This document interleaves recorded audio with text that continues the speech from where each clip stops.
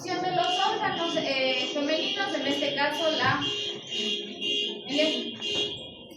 camioneta, tienen una función tanto endocrina como exócrina. La endocrina producir hormonas y la exócrina producir los ovocitos para el nuevo ser. Están, en este caso se produce en los riñones embrionarios, en la parte gestacional, y son donde se van a producir las estructuras, en este caso, que conforman, hagan silencio. Ya. Si no quieren atender, salgan, pueden irse. No tengo problema. Ya, el ovario se origina bilateralmente en la cresta gonadal, ya habíamos dicho, igual que los testículos. Solo en el caso de los testículos que descienden gracias al gubernáculo interno. Ahora, en cuanto a la posición y tamaño, están ubicados en la parte dorsal y lumbar a cada lado de los riñones, porque ese fue su origen. Pero en el caso de la yegua se distancian de la pared abdominal de 8 a 10 centímetros. Y en el caso de la hembra bovina, está en la cavidad abdominal por la presencia del rumen. El tamaño de los ovarios puede medir de 4 a 6 centímetros en la vaca, en la yegua de 8 a 12, en la vaca cabra de 1.5 a 2 centímetros, en la perra. Puede diferenciarse de razas pequeñas desde 0,5 de centímetros hasta 1.5 centímetros. Y lo mismo en la gata, que puede ir de 0,8 a 1. No es lo mismo cuando hablamos de una perra de una raza miniatura de cuando hablamos de una gran danés. ¿Sí? No es el mismo tamaño. Por lo tanto, el tamaño de los ovarios tendrá que ir de acuerdo a al tamaño también de las estructuras. ¿Sí?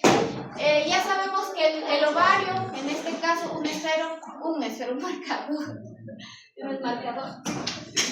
¿Qué dijimos? Que el ovario tiene una zona externa llamada corteza y una zona interna llamada médula. Solo en una especie variaba esa posición, en este caso. Esta la médula y esta la corteza.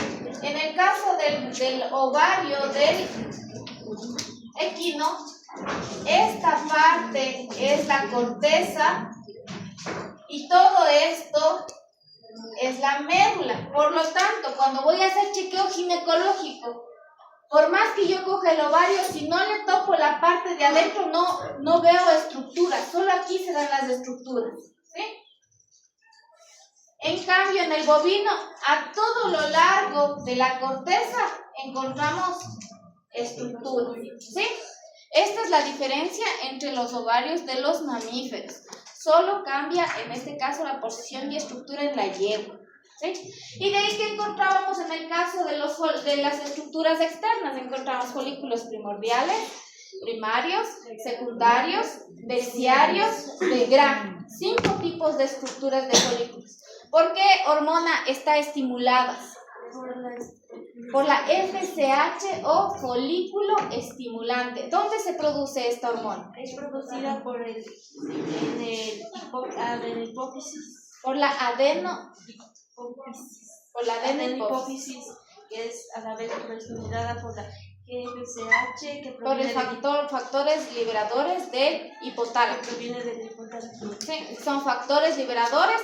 El hipotálamo da el factor liberador y en este caso la adenohipófisis produce GnRH y ese sale vía sanguínea.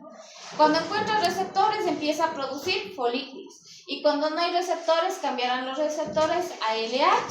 ¿Sí? Entonces eso en cuanto a las estructuras que encontramos. Hay que tener en cuenta en este caso que el folículo de Gram, ¿con qué estructura sale después cuando ya ovula gracias a la LH? El ovocito, ¿con qué estructura sale adornado? Con el cumulus óforos. ¿Sí? Estas estructuras que lo están protegiendo, miren, aquí está el ovocito que contiene la zona pelúcida y esta que está al lado, la corona radial. Pero todo lo que está alargado, que le ven acá, se llama, en este caso, cumulus óforos.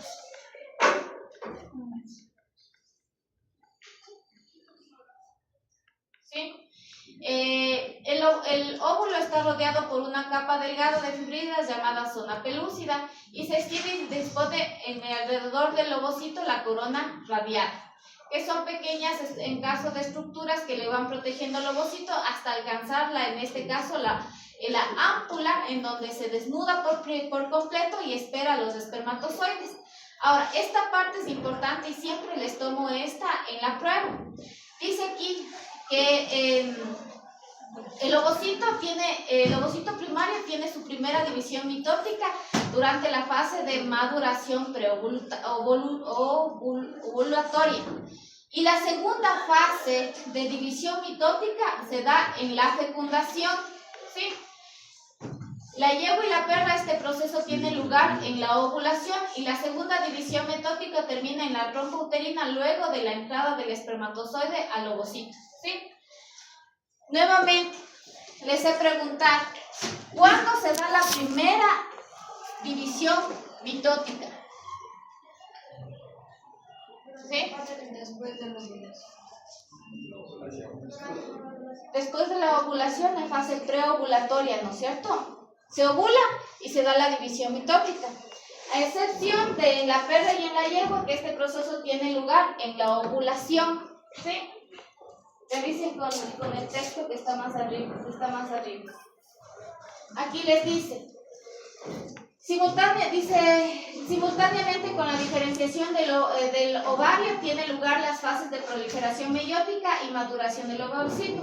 De esta manera completa el ovocito su primera división mitótica durante la fase de maduración preovulatoria. En la fase de ovulación preovulatoria, antes de la ovulación, a excepción de la perra y la yegua que se da ¿cuándo? Que se da después de la ovulación. Y en todas las especies, la segunda división se da cuando el espermatozoide ingresa, ¿sí? Entonces, la primera división mitótica, ¿cuándo se da? En la fase preovulatoria, ¿sí? Antes de la ovulación. ¿En qué especie se da? En la ovulación. Ya. ¿Y cuándo se da la segunda división mitótica? En la fecundación o cuando entra el espermatozoide. ¿Estamos claros? No se van a confundir si les pregunto eso. ¿Verán? Otra vez. En todas las especies la primera división se da en la fase preovulatoria. ¿A excepción de quién? De la perra.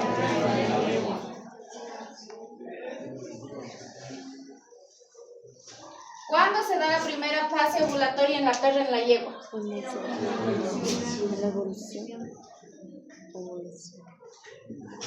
¿Sí? ¿Está claro eso? Y la segunda, hola doctor, y la segunda división mitótica, ¿cuándo se da? En la fecundación. En todas las especies. ¿Entendido ahí? Sí.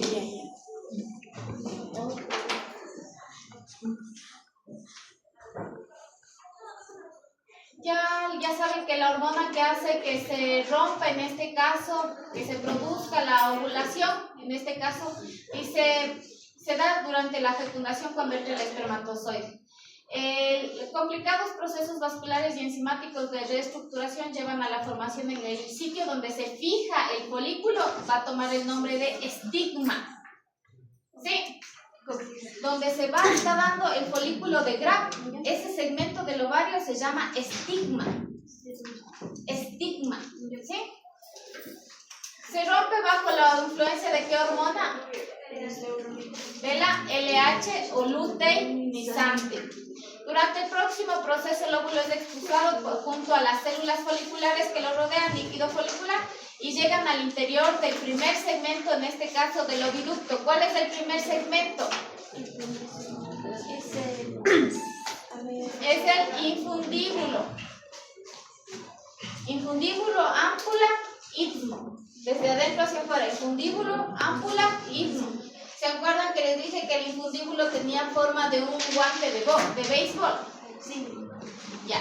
En la gata la ovulación no se produce espontáneamente, sino durante la inducción de la cópula. ¿Por qué se produce en la cópula? Porque la gata ovula por dolor. ¿Sí? Cuando el gato, en este caso, introduce el glande con las espículas, ese dolor hace que la gata ovule. ¿Sí? ¿En qué otra especie ovulaba por el coito? La coneja. La coneja, el ovario de la coneja siempre tiene folículos de grafo, pero cuando nosotros queremos extraerlos están como gelatinizados. Solo cuando hay el coito, esta hace que se diluyan y la coneja ovula. ¿Sí? Los cuerpos lúteos. ¿Cuántos cuerpos lúteos tenían? Miren, dice que el cuerpo lúteo pasa por una fase de proliferación, que es primero cicatrización, proliferación, vasculación, desarrollo, y en la fase de desarrollo es cuando produce progesterona. Luego viene una fase de involución. Entonces esas son las 4 fases del cuerpo lúteo o del cuerpo amarillo. ¿Sí? Ahora, ¿cuántos tipos de cuerpos lúteos encontrábamos? Cuerpo lúteo cíclico, cuerpo lúteo de gravidez, cuerpo lúteo quístico y persistente. 4 tipos de cuerpos lúteos. El cíclico, que dura de un ciclo al otro. Persistente, el que no se rompió durante un ciclo. El quístico, que no se rompió durante 3 ciclos o más. El de gravidez, el que cuida la gestación. Total, ¿cuántos cuerpos lúteos? Tipos. ¿Cuántos estadios? 4. Desarrollo, proliferación, secreción, desarrollo e involución. 4. ¿Qué más estamos aquí? Dice, la pared de los folículos maduros producen estrógenos, el cuerpo lúteo produce progesterona y prepara, ¿no es cierto?, a la fecundación. La tuba uterina. El infundíbulo es el primer segmento, luego viene la ámpula, en donde se da en este caso la fecundación, y luego pasa al último segmento, que es el ínfimo. Si les pregunto, ¿en qué segmento se da la fecundación? ¿Mande? ¿Pero en qué parte del oviducto?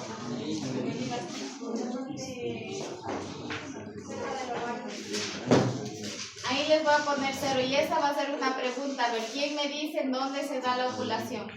¿Dónde se da la fecundación? En la ámpula, no se vayan a olvidar. El meso-ovario se continúa caudalmente con la matriz o mesometrio, y el meso de la trompa uterina se separa y forma el meso-ovario y se divide en meso-ovario proximal y meso-ovario distal. ¿Sí? Ahora, aquí hay una pregunta. ¿Cómo se forma la bolsa ovárica? La bolsa ovárica, aquí, esto anoten, esto es pregunta. La bolsa ovárica se forma del meso-ovario distal más el meso-salpinx y el ligamento propio del ovario. ¿Sí? Esos 3 segmentos incluyen la bolsa ovárica. Sí, es lo más importante que necesito que ustedes sepan. Ahora, ¿cómo se forma la bolsa ovárica? Por 3 segmentos. Meso-ovario, meso-salpinx y el ligamento propio del ovario. ¿Sí?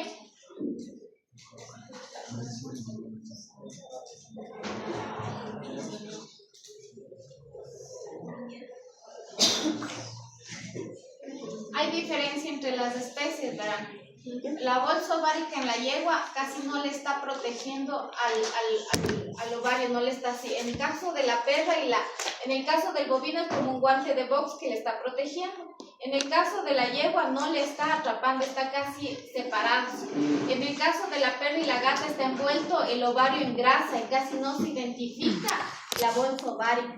¿Sí? Por eso cuando vamos a hacer las OVHs, tenemos que identificar que es una parte que está casi llena de grasa y le está conteniendo al ovario.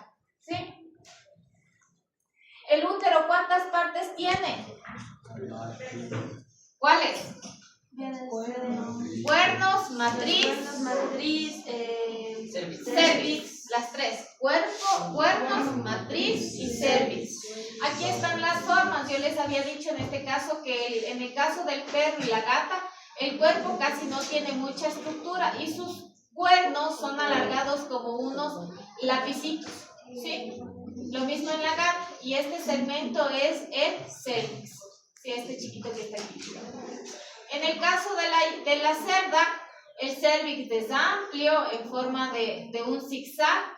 Su cuerpo es pequeño porque los cerditos se alojan en los cuernos, ¿sí? Y los cuernos tienen formas de asas intestinales. En el caso del bovino, caprino y camélidos sudamericanos, los cuernos tienen forma como de cuernos mismos, de unas pequeñitas estructuras. Está bajo la pelvis, por eso nos es posible palparles. El cervix está contenido con 3 anillos, en este caso transversales, y el cuerpo en este caso el cuerpo o la matriz está unido por medio de un ligamento que se llama el ligamento intercornual.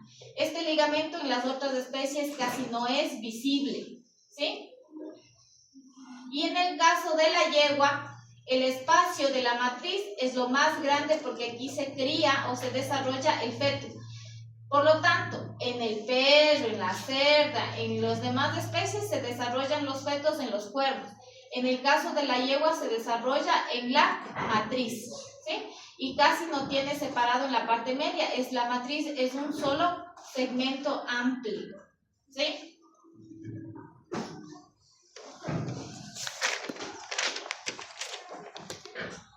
Aquí les dice, los cuernos del útero están enrollados como si fueran un cuerno de un carnero y están debajo del pecten del pubis, por eso son tan fáciles, palpables cuando estamos haciendo chequeo ginecológico.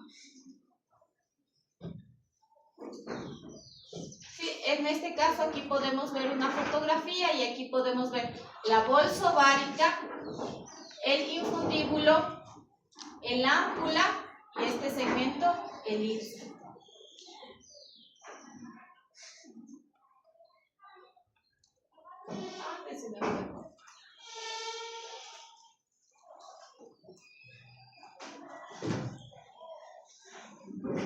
Estructura del útero.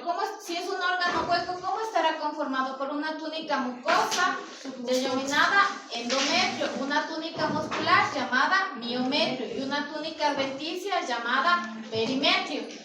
Hay veces que las infecciones se pueden quedar en el endometrio, se llama endometritis, ¿sí? Y cuando pasa ya y vemos que está involucrado también el tejido muscular, miometritis. Pero toda la infección del útero por lo general le dicen metritis, ¿sí? Sin identificación si es endometrio o si es miometrio. Solo un corte histológico nos podría ayudar a determinar si estamos frente a una endometritis o una miometritis. Pero por lo general a toda infección que está dentro del útero le vamos a llamar metritis. Sí, aquí está en este caso el útero de una cerda. Habíamos hablado que la única característica en este caso del bovino era que en el endometrio tenía de 80 a 120 de unas estructuras pequeñitas como ganglios llamadas carúnculas. Estas carúnculas cuando se forma la placenta forman los placentomas, ¿sí? ¿Quiénes son de la tacunga? ¿Nadie? ¿Poquitos? Ya, aquí en la tacunga tenemos la costumbre de comer el caldo de bice y comemos también las bolas que le dicen, pero las bolas lo que son es un placentón. Entonces lo que se está comiendo es un placentón, ¿sí? Es rico en hormonas, ¿sí? Tiene células madres que ya verán más adelante, así como le encontraron y le hicieron del calostro las pastillas, también le han de hacer de la placenta. ¿Han escuchado a la mamá y a la mamá las antiguas que dicen que la cogen la placenta para hacer un shampoo para el pelo, para hacer estas cosas y todo eso? Entonces es porque tiene muchas hormonas y muchas en este caso proteínas, ¿sí? Entonces a las pobres En nuestro camal es uno de los camales que entran mayor cantidad de hembras gestantes y es por la cantidad de consumo que tenemos de estas placentonas, ¿sí? Entonces, por lo general, y cuando trabajen en camal, hay una normativa que está prohibido que entren animales gestantes pasados los 7 meses. Pero en nuestro medio entran al camal todo tipo de animales en todo estado de gestación. Porque no hay una normativa que regularice o el veterinario de rastro no hace un proceso de revisión. ¿Por qué está prohibido? Porque claro, la madre queda inconsciente al disparo, pero el feto no. Sí, el feto sufre al morir. ¿Y la placenta se puede comer? Sí. No te estoy diciendo que aquí se come la placenta. En la placenta del bovino vayan al mercado y se van a la parte de arriba y le dicen que van a ver una estructura de las vacas hervida y les dan los placentomas para que coman. ¿Y la humana también? Ah, no sé eso. Yo prefiero la humana. No. Bueno, Yo lo que he escuchado es que sacan para el shampoo, para el baño, pero no he escuchado que se coma. Pero debe ser una alimentación súper exótica. Lo que pasa es que imagínense que ahí están las células madres. Están las células madres. Hubo un caso que comió una señora. Ay, sí, no sé para qué les recomendaría, pero no No sabe si parió su bebé. Y se comió la placenta. cruda. No sé, eso sí no sé. Porque pónganse en las vacas. Algunos botan la placenta y yo por lo general digo, déjenles que se coman, porque la cantidad de energía que tiene le ayuda también para que se desintoxique y todo.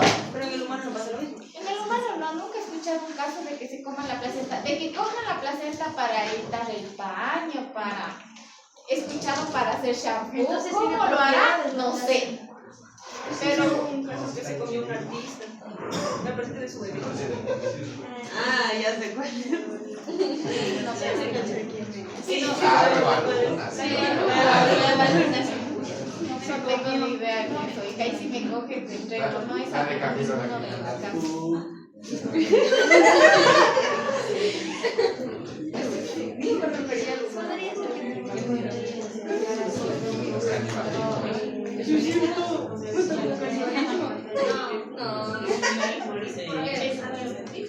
Sí. Hay veces aquí lo que pregunta la compañera. Escúchenme, las hembras tienen un proceso de selección. Animal que nazca enfermo, las perras se lo comen. ¿Sí? Se comen.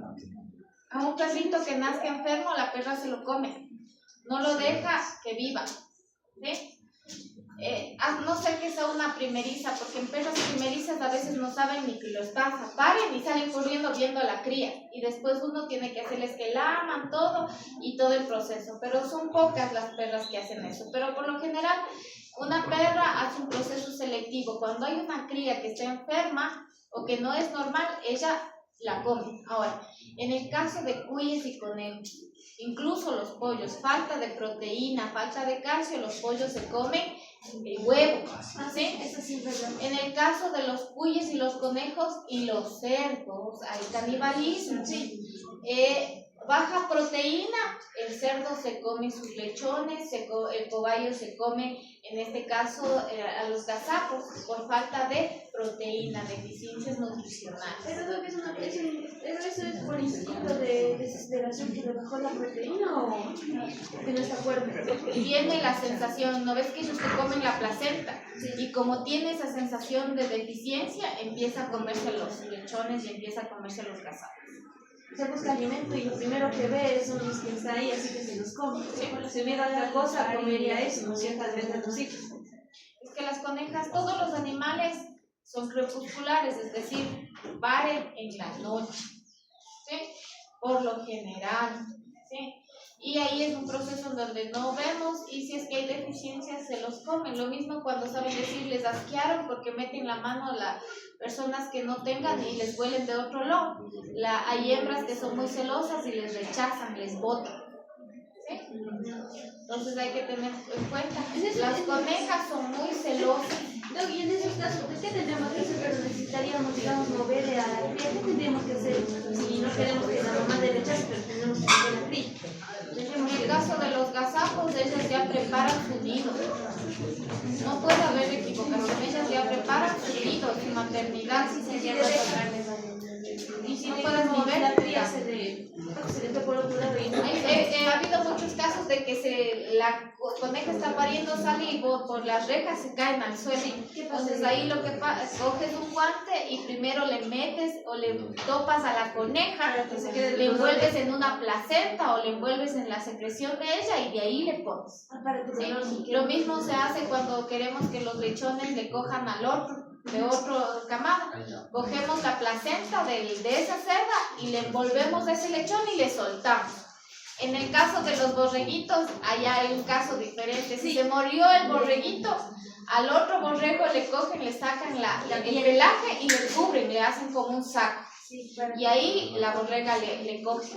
Por lo menos la primera semana y después ya pueden sacarle porque si no se pudre, pero ya hizo el reconocimiento, la impregnación. Deben estar viendo en segundo etología y hay un proceso de reconocimiento que se hace impregnación materna. ¿Sí? Entonces la impregnación materna es nace y le huelen a la cría y la madre en este caso reconoce a las crías y las crías le reconocen a él. Es por eso que las vacas les quitan rápido las crías para que no reconozcan. Porque aquí en la sierra no necesitamos de que vacas al pie de la vaca. En la costa le llaman chivos, porque no le quitan al ternero y le tienen incluso en el ordeño y en los potreros al lado al ternero, porque si no la vaca no te suelta la leche. En cambio aquí apenas nace, damos calostro y se separó. Sea hembra o sea macho, se separó. Y aún así hay vacas que lloran, dejan de dar leche y roban la leche por el ternero. ¿Sí? Ya se cansó. Pero ya acabamos. Yo le agradezco que les estoy dando las preguntas. Bueno, gracias. ¿Qué preguntas mandan? Ay, díganme.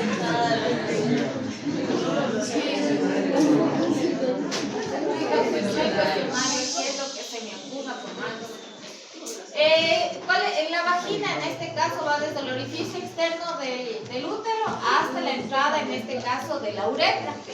En la entrada de la uretra está en la parte ventral, ¿sí? Y el himen es una membrana, en este caso, que está presente en la mujer virgen, pero también en la cerda. Recuerden que en la cerda y en la hembra bovina tenemos, en este caso, el himen que está presente, ¿sí?